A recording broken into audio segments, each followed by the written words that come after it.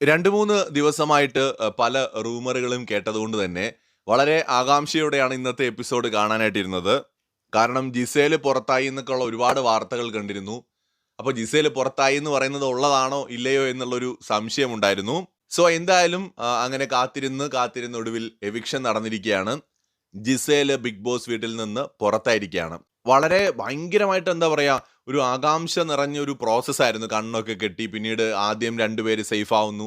നൂറയും നമ്മുടെ നെവിനും സേഫ് ആവുന്നു.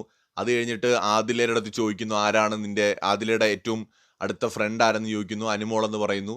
അപ്പോൾ ജിസേലിൻ്റെ അടുത്ത് ചോദിക്കുമ്പോൾ ആര്യൻ എന്ന് പറയുന്നു. 2 പേരും വരുന്നു. 2 പേരും വന്നതിന് ശേഷം പരസ്പരം സംസാരിക്കുന്നു, ഹഗ് ചെയ്യുന്നു. അതിനുശേഷം വീണ്ടും ഇവർ കണ്ണ് കെട്ടുന്നു.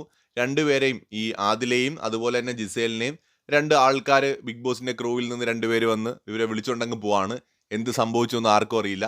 അപ്പോൾ ബിഗ് ബോസ് പറയാണ്, അനുമോളും ആര്യനും ഈ ഫ്രണ്ട് ആ ഒരു ഡോർ ഉണ്ടല്ലോ, എൻട്രൻസ്, അവിടെ വന്ന് നിൽക്കാൻ പറയുന്നു. ഇവർ 2 പേരും അവിടെ പോയി നിൽക്കുന്നു. പാട്ട് വരുന്നു.